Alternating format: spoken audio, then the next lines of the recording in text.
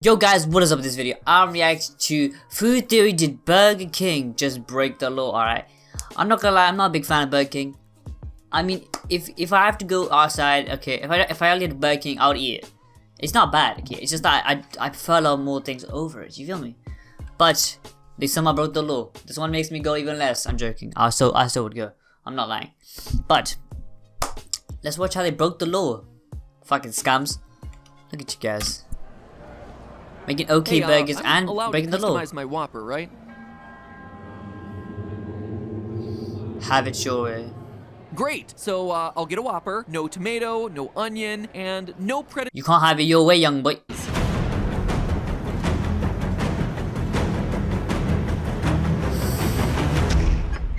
Have it our way. Yep. Pretty much. Some of them. I like the intro one.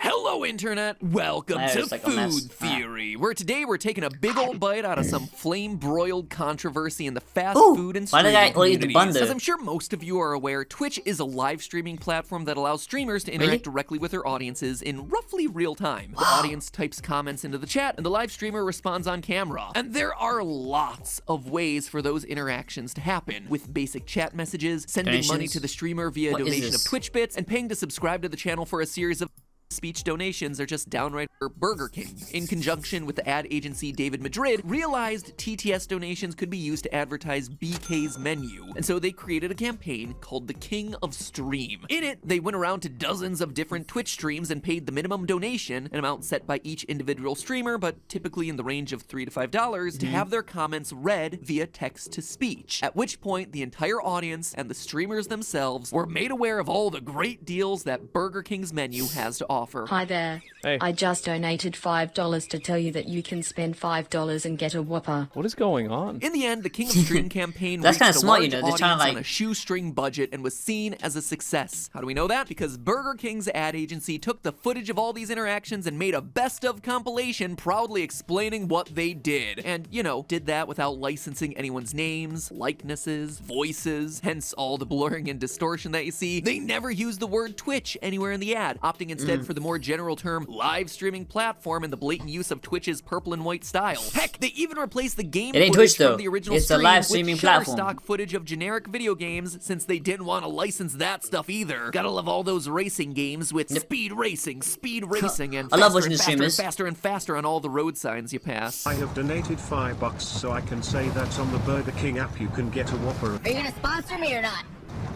We just give you That $5. exchange right there says it all. Are you gonna sponsor me or what? To which Burger King replies, we just gave you $5. See, in the wake of this Free campaign, money. two camps have emerged. Team marketing, who believes if that you wanna, there's you know, nothing sounds wrong me, you with know how that. Burger King did this. Like it's a 200 IQ play. Brand should have been doing this a long time ago. Hats off to Burger King. I'm gonna go buy a Whopper after this. And Team Wow. Streamer, who believes that the campaign of was course a it's scummy fast, way gonna for buy a a fucking billion-dollar burger. corporation to hawk their chicken nuggets for a fraction of what it should have really cost them. The fact that Burger King has figured out how to do sponsorships for pocket change by abusing a system meant for fan interaction with no prior consent from the streamers has understandably pissed off pretty much every streamer on Twitch. And while it's certainly true that a lot of streamers were speaking out against the King of Stream campaign, I mean, Where's my ad read? You owe me royalties for that. You took up 30 seconds of my stream. some went even further to question whether this move by Burger King went beyond mere etiquette breach and went full on into illegal territory by violating Federal Trade Commission or FTC guidelines. It was kind of a Woke up smart this morning, move because he just I paid had less emails for from freaking BBC, Kotaku, to name promotion. a few. My statement is that, like, if this is legit, it's an FTC violation, and they should not have been doing it because it puts us in a position where we are airing undisclosed ads. So who's right and who's wrong here, friends? Is this whole Team up. fiasco a complete nothing burger, or is it totally a something burger? Did Burger King indeed pull off a 200 IQ move that'll have them laughing all the way to the bank, or will Team Streamer ultimately get the last laugh, possibly in a court of law. And that, dear theorists, is what we'll be answering today. Now, before I get into the hairy gray area of whether or not this was some form of illegal promotion, one thing that's undeniable here is that the King of Stream campaign was a clear violation of terms of service. One of Team Marketing's arguments in this whole debate has been that if streamers weren't happy with the messages Burger King was reading off, well, they could always, you know, disable all text-to-speech donations. Except that sort of logic doesn't fly here. Burger King was, knowingly or not, misusing the tools available to them. Twitch's terms of service lists unsolicited advertising, promotional materials, or other solicitation material as prohibited behavior. But perhaps even more importantly, Burger King appears to have violated the terms of service for the third-party some random guy comes like, oh, check out my stream, that's kind of messed up, right? Since Burger King is the text-to-speech feature to begin with. See, Twitch is just the platform. It doesn't provide its users with those kinds of fancy bells and whistles. In order to accept donations, a Twitch streamer has to utilize live streaming software such as Streamlabs, which is distinct from Twitch and comes with its own separate terms of service. And it appears that the King of Stream campaign violated Streamlabs' terms of service in a whole bunch of ways too. Quote from those, using the site for commercial or promotional purposes is listed under prohibited conduct, as is displaying an unauthorized commercial advertisement, as is attempting to post messages or advertisements with a commercial purpose. Furthermore, the terms of service specify commercial activities and or sales without prior written consent from Streamlabs as prohibited content. I mean, it really doesn't get a whole lot more clear-cut than that. From both Twitch's perspective and from Streamlabs' perspective, the Burger King posts were in clear breach of TOS. Always have been. Now, of course, violating the terms of service doesn't mean that BK broke the law. Sure, from an ethics and PR standpoint, not a good look. But on the other hand, so what? Not to go all nihilist pat on you, but what's Twitch or Streamlabs gonna do to punish him? 20 years to life the account? From the looks of things, Burger King may have already removed the King of Stream US account themselves. They got the footage they needed, they got the word out about BK's apps and menu deals. At this point, they've already extracted everything they need out of the Twitch community. Time to cash out. Basically, they pulled a ninja. That was good. So Team Streamer can take comfort in the moral victory if they like, but the bigger issue, and the one with a lot more ramifications, is whether this ad campaign was illegal for anyone that touched it. And that's not an easy one to answer, because the King of Stream basically introduced the world to an entirely new type of advertising. Like, what do you call this type of ad? To date, only a couple of companies have tried anything like the King of Stream campaign on Twitch, most notably Cash App, who managed to do it without ticking Twitch streamers off too much because A, Cash App actually creates Twitch content, and B, they didn't just use the absolute minimum donation the way that Burger King did. I would say very different, in my opinion, from what Cash App does. Usually gifting subs to streamers out there, there is no message with gifted subs. There's no automatic reading out of what Cash App does. By the way, I've never seen Cash App ever just gift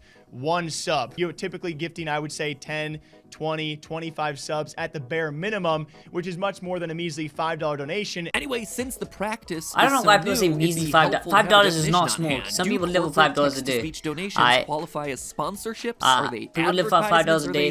That's kind of mad. How is this thing that BK but they must be the most creative because they must be surviving $5 now, the term sponsorship implies a relationship between the two parties in question. So I'm going to go ahead and say that an unexpected text-to-speech donation from a corporate donor does not qualify as sponsorship, contrary to what many of the streamers might feel out there. See, an important difference between an advertisement and a sponsorship is that an ad doesn't really imply any sort of endorsement on the part of the creator. As a YouTube partner, for instance, I have a lot of control about where ads appear in my videos, but I have far less control when it comes to which advertisers choose to run those ads. And in my experience, the audience tends to get this. You, lovely viewers at home, understand that just because an ad for the Church of Yelling at Puppies happened to play on my channel before a video, that doesn't mean I support or even have any sort of opinion about the Church of Yelling at Puppies. However, if I were to announce that an episode had been sponsored by the Church of Yelling at Puppies, well, then I'd have to believe I'd get a lot of rough feedback from the fans, and I deserve it, because I actively chose that sponsorship, as opposed to the pre-roll ad where it was just kind of we have a problem. Now, watching the reactions that the BK donations got, it's clear that the streamers were unaware of what was going on. I just got a donation that was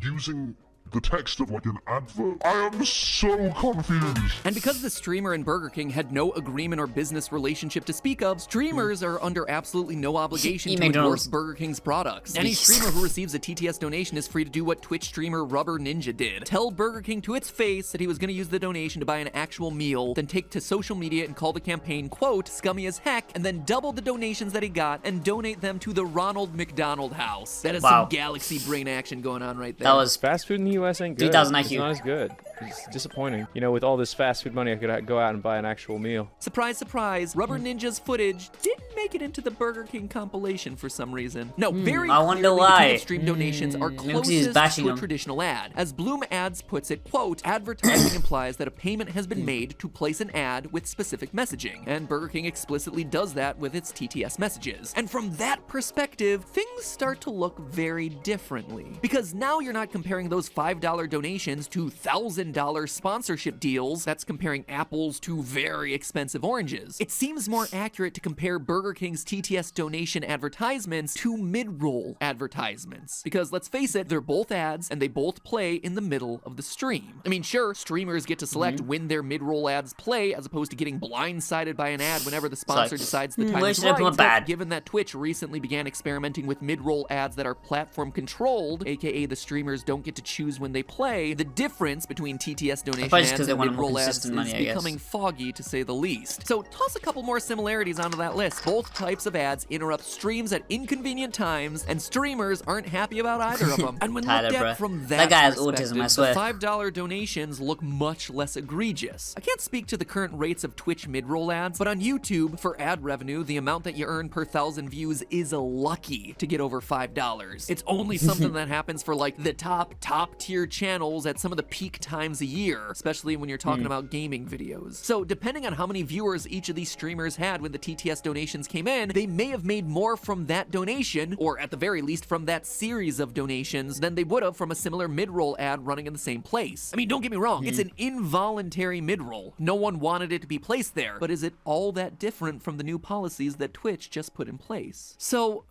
is that it? Is Burger King right to say just take the $5 and be happy with it, like they said in the ad? Because I don't know about you, but something still feels wrong about that. If I'm a streamer and I don't want mid-roll ads, I just turn them off easy. All my funding can be fan funding. There are plenty of channels who don't want to accept advertising dollars and do that. But with text-to-speech donations, it's tricky. Sure, I could turn those off too to prevent Burger King from misusing them, but the tool was intended to be used for community engagement, not as an advertising platform. What Burger King did was insert a spam message into the middle of the stream. And it's that breach of terms of service that I keep going back to here. I mean, what they did was not really the right thing to do, I'm not gonna lie. Community engagement tools to broadcast their message in the middle of an ongoing piece of content, regardless of whether that came with a price tag. It is literally hijacking the stream using tools meant for other purposes, which, you know, is pretty similar to the definition of what's known as broadcast signal intrusion. You see, it doesn't happen too often, but starting back in the 1970s, and occurring even as recently as 2017, you have occasional incidents where TV, radio, or satellite signals get hijacked by people looking to pull a prank or send some sort of message. In 1987, the Playboy channel was hijacked with a religious message, "Repent, the kingdom of heaven is at hand." In 1986, HBO's satellite feed was interrupted by a man calling himself Captain Midnight, which, funny enough, is also the name of one of my favorite film analysis channels here on YouTube. Shout out to him. Anyway, the hijacking was done by a guy who was frustrated by his declining satellite TV business at the hands of HBO. But perhaps the most iconic signal intrusion example was the Max Headroom incident, when a man wearing a rubber mask of a popular 80s character, Max Headroom, took over the signals of 2 television stations in Chicago to ramble incoherently, get himself spanked, and recite Coca-Cola's catchphrase of the time, "Catch the wave."